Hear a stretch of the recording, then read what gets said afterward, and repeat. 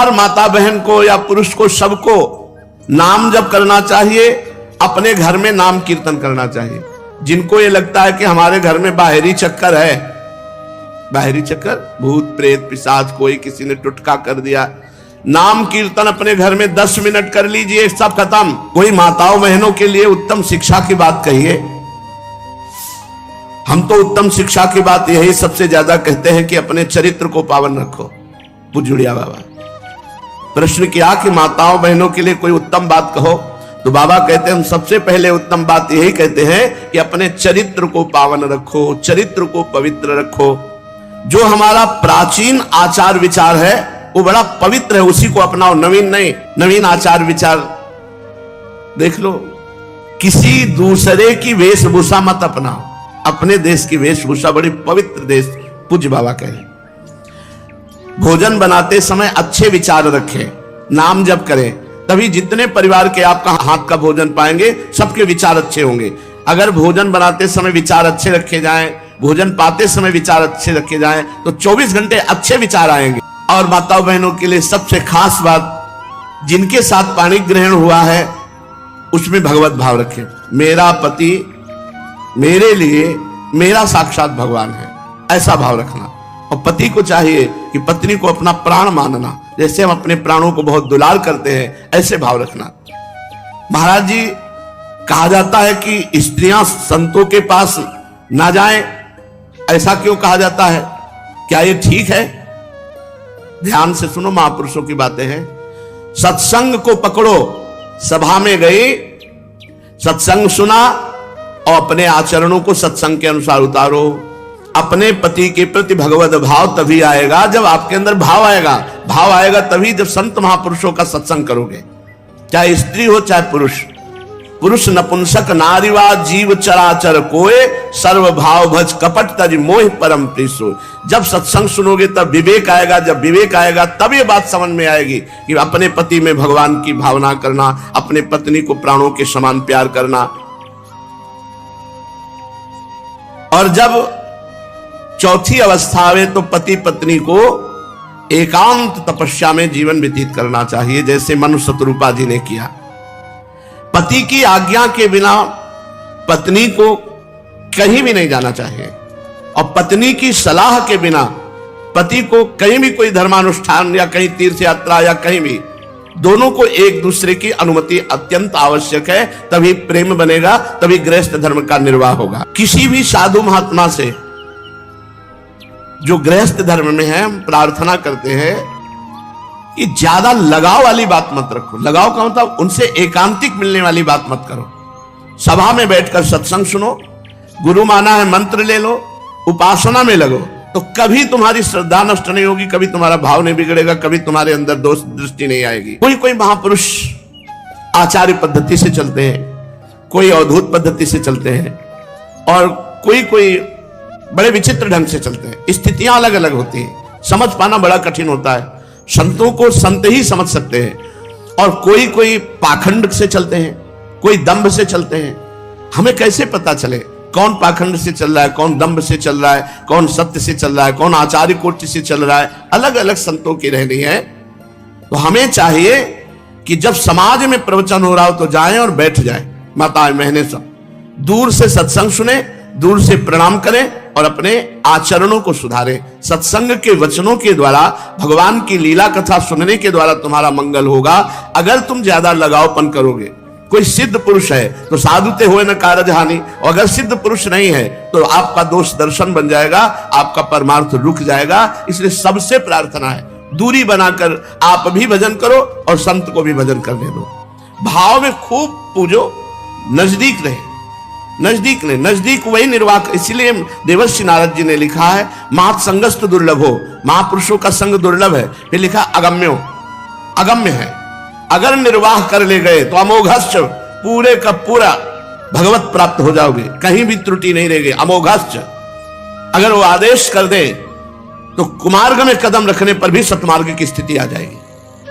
बहुत बड़ी महापुरुषों में सामर्थ्य होती है, पर इतनी हमारी क्षमता कि हमारे अंदर उनके प्रति दोष दृष्टि ना आने पावे, हमारे हृदय में हर परिस्थिति में भगवत भाव रहे, ये बहुत बड़ी बात होती है, बहुत दुर्लभ बात होती है।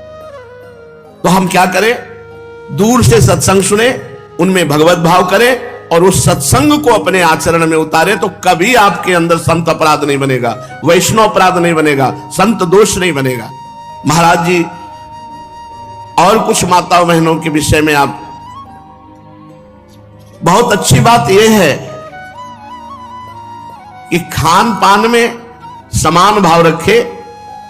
ऐसा ना हो कि अच्छी अच्छी वस्तुएं अपने लिए रखे और अन्य सब परिवार को। अच्छी वस्तुएं दूसरों को पवा दो, लेकिन आप चाहे सूखी रोटी पाओ, यह आपका रसोई का कार्य कभी घट नहीं सकता। उस रसोई में जो माता बहन रसोई में कभी खाती नहीं, जूठा नहीं करती, रसोई एक साधना है और उस रसोई से आप हजारों का पेट भर सकते हो। अगर आप रसोई जूठी ना करें, रसोई अपवित्र ना करे और रसोई बनाने वाला सबसे बाद के पावे और सबसे बची हुई वस्तुएं पावे, ये नहीं कि अच्छी अच्छी अपने लिए निकाल के रख लिए। अगर ऐसा करेगा तो अन्नपूर्णा उसकी कभी रसोई से नहीं हट सकती। अपने लिए अच्छा भोजन बचाकर ना रखना, निष्कपट भाव रखना और अपने माता पिता या सास ससुर की सेवा का भाव रखना। चाहे वो भले कटु वचन कहें, आपकी निंदा करें, तो भी आप उनकी सेवा कीजिए। अगर ऐसा आप करेंगे तो भगवान आपकी हर कामनाएं पूर्ण करेंगे, भगवान आपकी रक्षा करेंगे। माताओं बहनों को चाहिए कि अपने परिवार के अलावा किसी अन्य से कोई वस्तु ना ले और ना मांगे, किसी अन्य के पास एकांत में ना जाए, ना एकांत समय दे। माताओं बहनों को चाहिए कि अगर कहीं आपको बाजार जाना है, कहीं भ्रमण करना है कहीं, तो घर की अनुमति बड़े बुजुर्गों की होनी चाहिए। माताओं बहनों को चाहिए कि वो किसी ऐसे लोगों का संसर्ग ना करे जिनकी एक बार चंचलता देख ली है, चाहे वो बहनोई हो, चाहे वो फूफा हो, चाहे वो रिश्तेदार नातेदार कोई भी हो। अगर एक बार तुम्हारी दृष्टि में आ गया है कि इनके अंदर संयम नहीं है, ये चंचल पुरुष है, तो उनका संग नहीं करना चाहिए। पहली बात, पर पुरुष का दर्शन, पर पुरुष का चिंतन, पर पुरुष के साथ संभाषण और पर पुरुष का स्पर्श एकांत में सदा ही वर्जित है, वो कोई भी रिश्तेदार नातेदार हो। हमने गांव में देखा, जैसे अपने घरों में था, एक घर है और एक बैठक है, रिश्तेदार नातेदार बैठक में, बुजुर्ग के साथ घर गए, भोजन पाए बैठक में, घर में नहीं माताओं बहनों के साथ वो हंसी मजाक और घर में बैठ, ऐसा आदेश नहीं था। ऐसा बिल्कुल सख्त, चाहे वो कल ब्याह हुआ दामाद ही क्यों ना हो, बैठक में बैठिए और साथ चलिए और भोजन पाइए और चले आइए। बहुत सख्त शासन, तभी पवित्र आचरण। पवित्र आचरण भगवत प्राप्ति में बहुत सहायक है, बहुत सहायक। जो पुरुष एक पत्नी व्रत धारण करना चाहता है, उसे परिस्त्री दर्शन, परिस्त्री चिंतन, परिस्त्रियों से संभाषण, परिस्त्रियों से एकांत में वार्ता, स्पर्श, इसका त्याग कर देना चाहिए। कहीं किसी झाड़ फूक की बात नहीं है। भगवान नाम कीर्तन, नाम संकीर्तनम यस्य सर्व पाप प्रणाशनम। किसी की ताकत है नाम जापक के सामने आ जाए, भूत प्रेत पिशाच यक्ष राक्षस कोई भी, तो जिसको हर घर में कीर्तन होना चाहिए। भगवान नाम जापक पहुंच जाए, वहां प्रेत टिकेगा। भगवान नाम कीर्तन हो रहा है, वहां प्रेत टिकेगा। अरे नाम की अपार महिमा है। हम सबसे प्रार्थना करते हैं, ये बड़े महापुरुष के वचन, अपने घर में 10 मिनट ही सही नाम कीर्तन करो, मंजीरा बजा के, ताली बजा के नाम कीर्तन करो। जहां शंखत ध्वनि होती वहां कोई भी अमंगल नहीं होता।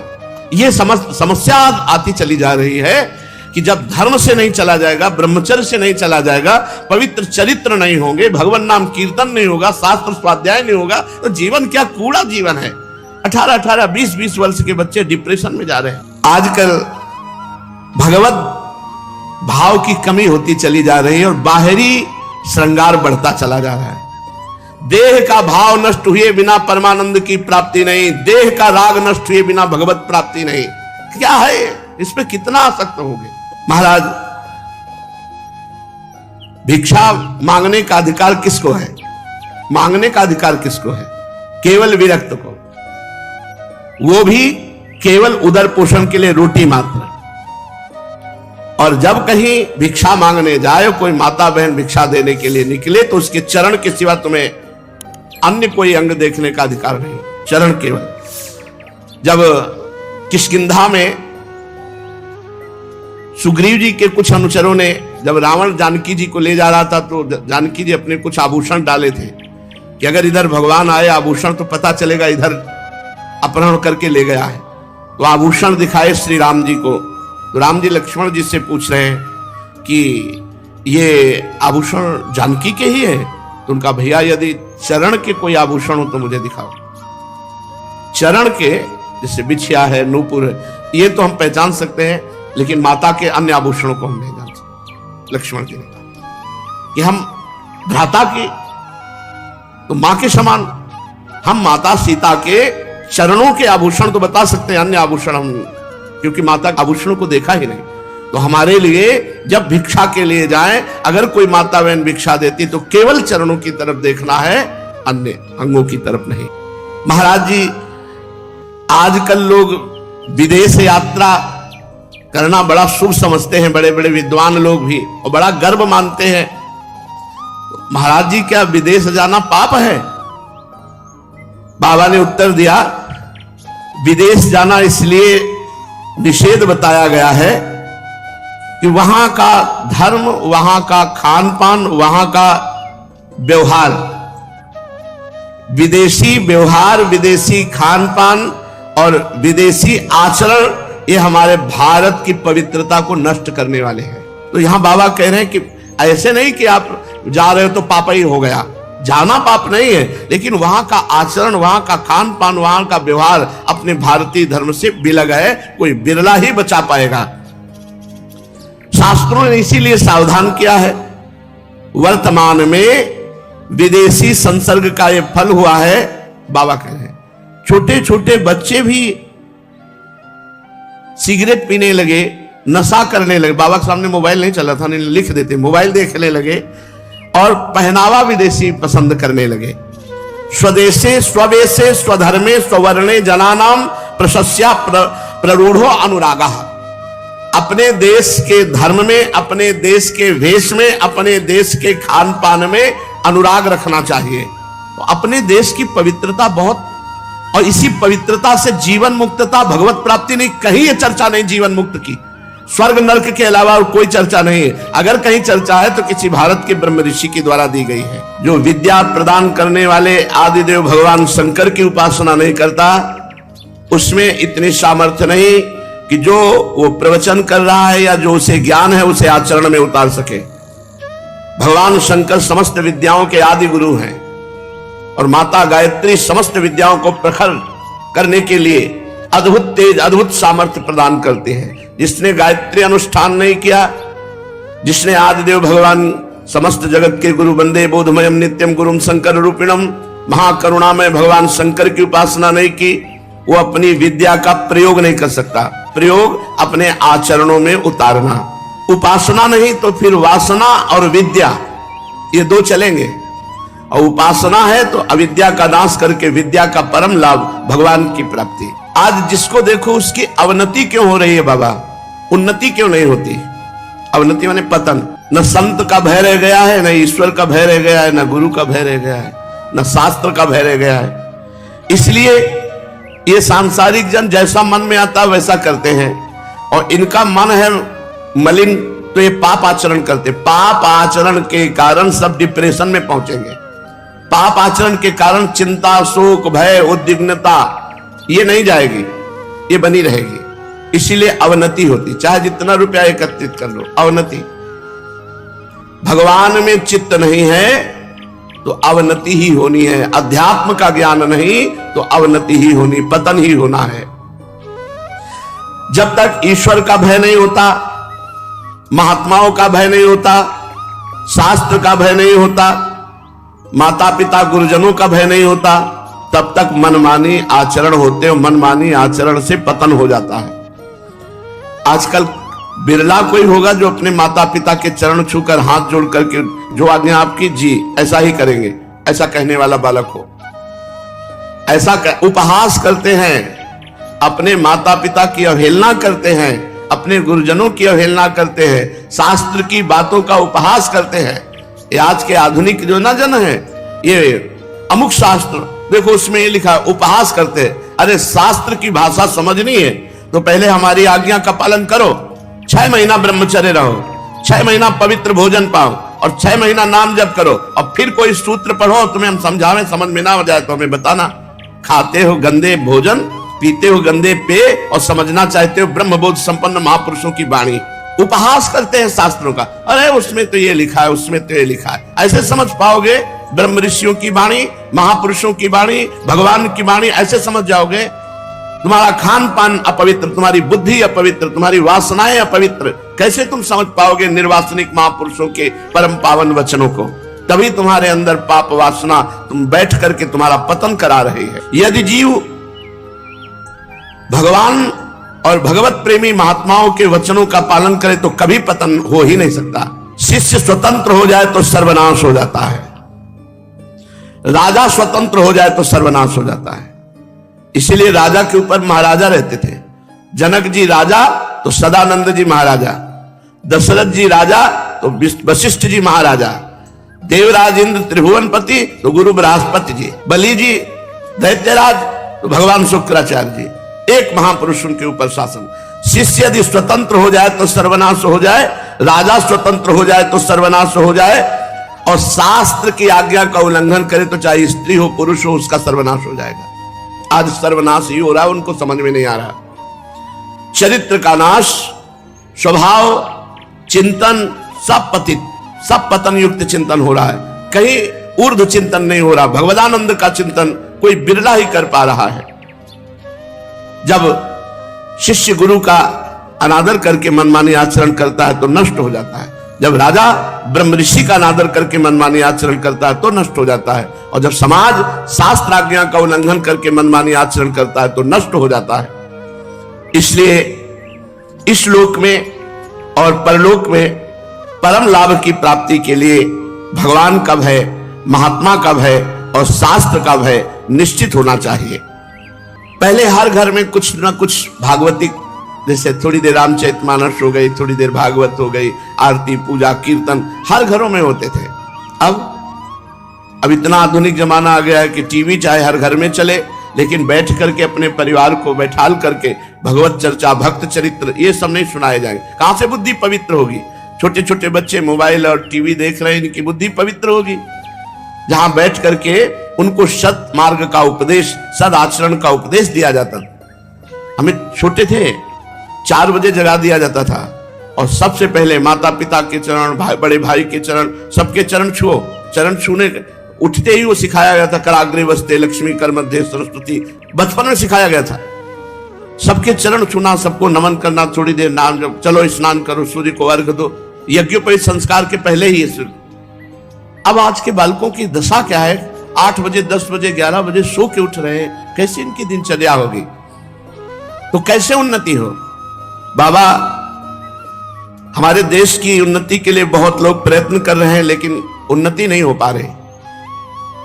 जब तक अध्यात्म का जन जन में प्रचार नहीं होगा, प्रसार नहीं होगा, तब तक देश की उन्नति नहीं हो सकती। हमारा धर्म प्रधान देश है, भारत धर्म प्रधान देश है। इसकी उन्नति तभी होगी जब धर्म का आश्रय लिया जाएगा, अध्यात्म का आश्रय लिया जाएगा, सत मार्ग में चला जाएगा। महाराज जी, आजकल जब किसी के यहां कोई भागवतिक कर्म या कोई अनुष्ठान होता है तो पंडित जी से लोग कहते हैं, अरे जल्दी निपटाओ। ये ठीक है क्या? नहीं, अनुष्ठान करने वाले पंडितों को, ऐसे जजमानों को नहीं चुनना चाहिए जो कहते हैं जल्दी निपटाओ, नहीं तुम्हारा हम अनुष्ठान नहीं लेंगे।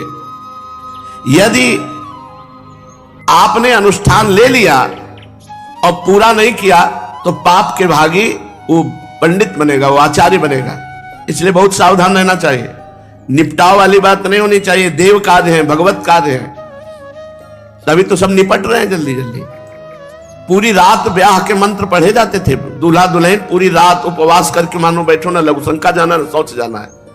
पूरी रात संध्या काल से शुरू होते थे, प्रातः काल तक मंत्र ब्राह्मण बोलते रहते थे, शाखोच्चार और नाना प्रकार के मंत्र। तो हमने कभी डिवोर्स नहीं सुना। और जल्दी निपटाओ तो जल्दी ही निपट जाता है, 1-2 साल में डिवोर्स हो जाता है, निपट गए। बहुत शास्त्रीय पद्धति, बहुत मंगलकारी है। गुण विचारे जाते थे, लड़की के कितने गुण, लड़के के कितने गुण विचारे जाते थे। ग्रह नक्षत्रों का योग मिलाया जाता था। जब पूरी कुंडली मिल जाती थी और गोत्रों का, तब जाकर बड़े शास्त्रीय विधान से पवित्र जीवन, सब अपवित्र कर है जीवन। मन अपवित्र, बुद्धि अपवित्र, शरीर अपवित्र, कैसे भागवतिक जीवन, कैसे गृहस्थी मंगलमय। अरे गृहस्थी सबसे बड़ा धर्म है। विरक्त पैदा कहां होते हैं? गृहस्थों के यहां। विरक्तों का उदर पोषण किससे होता है? गृहस्थों से। विरक्तों की भजन की सामग्री कैसे पहुंचती? गृहस्थों से। गृहस्थ धर्म सबका पोषण करने वाला गृहस्थ धर्म है, और उसको थोड़े से भजन में भगवत प्राप्ति हो जाती है। तो आचार्यों को चाहिए, पंडितों को चाहिए, ऐसे जजमानों का ही वर्णन न करें जो कहते हैं जल्दी निपटाओ। भला जो कर्मकांड जैसा निश्चित किया गया उसे जल्दी कैसे किया जा सकता है?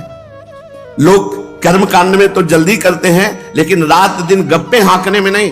खूब बातें करेंगे, संसारिक बातें करें। 3 घंटा मनोरंजन करने वाली फिल्म लग जाए, ये नहीं कहेंगे जल्दी निपटाओ।